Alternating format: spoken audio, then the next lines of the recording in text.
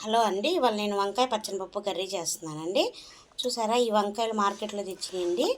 ఇవి చూసారా ఫ్రెష్గా ఉన్నాయి, మా ఇంట్లో చెట్టుకు కాసినాయండి. ఇవి రెండు కలిపితే చూసారా తేడా ఎలా తెలుస్తుందో, ఎంత ఫ్రెష్గా ఉన్నాయండి. పచ్చనిపప్పు ఒక అరగంట ముందు నానబెట్టుకున్నానండి. దాంట్లో ఒక 2 ఉల్లిపాయలు, పచ్చిమిరపకాయలు ఇప్పుడు అవన్నీ కోసుకున్నాం. నీళ్ళల్లో ఉప్పు వేసుకున్నానండి, ఎందుకంటే వంకాయలు కండ్ర వస్తాయి కదా, అందుకని వంకాయలు నీళ్ళల్లో వేసుకుంటే వంకాయ కండ్ర అనేది రాదండి. వంకాయలు ఇలా కోసుకున్నాం. వంకాయలు చూసుకోవాలండి, పాడైపోయి ఉంటాయి, కొన్ని పుచ్చులు ఉంటాయి, చూసుకొని కట్ చేసుకుంటూ ఉండాలి. మొత్తం ఇలా కట్ చేసుకొని ఇలా చూసుకోవాలండి. చూసుకున్నాక కట్ చేసుకోవాలి. అన్ని వంకాయలు ఇలా కట్ చేసుకున్నాం. వంకాయలన్నీ ఇలా కోసుకున్నాను కదండి, కోసి నీళ్ళల్లో పెట్టుకుందాం. మాకు ఇక్కడ బాంబులు ఎందుకో పేలుస్తున్నారండి, కొంచెం డిస్టర్బెన్స్గా ఉంది. ఇప్పుడు ఉల్లిపాయలు కోసుకుందాం. అన్ని వంకాయలకు ఒక 5 పచ్చిమిరపకాయలు పడతాయండి. పచ్చిమిరపకాయలు ఇలా గుండ్రంగా కోసుకోవాలండి వంకాయ కర్రీకి.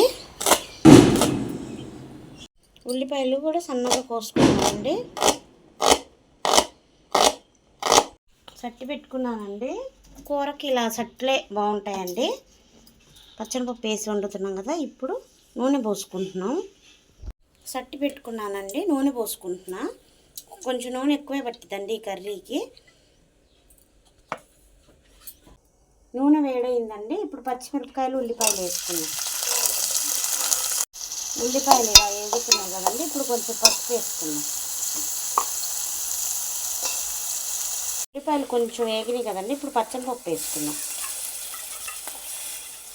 పచ్చనిపప్పు వేసి ఒక్క 2 నిమిషాలు కలుపుకోవాలండి బాగా. ఇలా పచ్చనిపప్పు వేగుతుంది కదండి, ఇప్పుడు వంకాయలు వేసుకున్నాం. కోసి నీళ్ళల్లో పెట్టుకున్నాం కదండి, ఇప్పుడు ఈ వంకాయలు వేసేసుకున్నాం. వంకాయలన్నీ వేసుకున్నామండి. అలాగే వంకాయ కర్రీలో కొంచెం కారం తక్కువ వేసుకోవాలండి, ఎందుకంటే పచ్చిమిరపకాయలు వేసాను కదా. కొంచెం సాల్ట్ కూడా వేసుకున్నామండి. వేసుకొని బాగా కలుపుకోవాలండి. కలిపి మూత పెట్టేసేయాలి. ఒక్క 2 నిమిషాలు మూత పెడితే వంకాయ అంతా మగ్గిపోయిద్ది.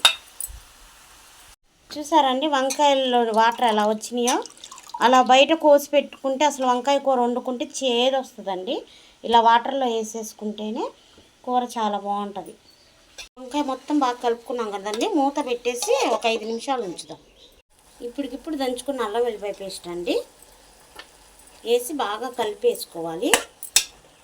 కలిపేసి మూత పెట్టేసి 5 నిమిషాల పాటు వదిలేస్తే వంకాయ అంతా మగ్గిపోయిద్దండి బాగా.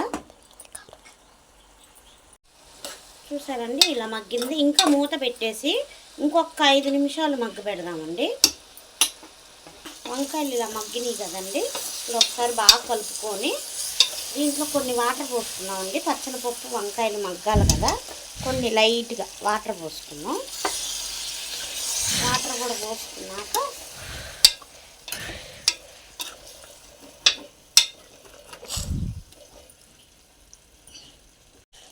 ఇప్పుడు ఒక కారం వేసుకున్నామండి. కొంచెమే కారం పట్టిద్ది. కారం వేసుకొని బాగా కలుపుకోవాలండి. కారం వేసుకున్నానండి ఒక 1/2 స్పూన్ దాకా.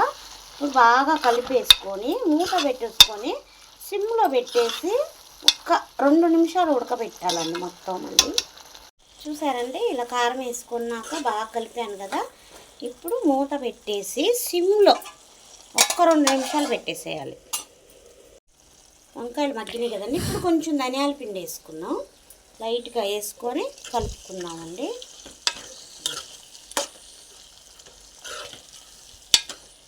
చూసారా మా వంకాయ కర్రీ రెడీ అండి.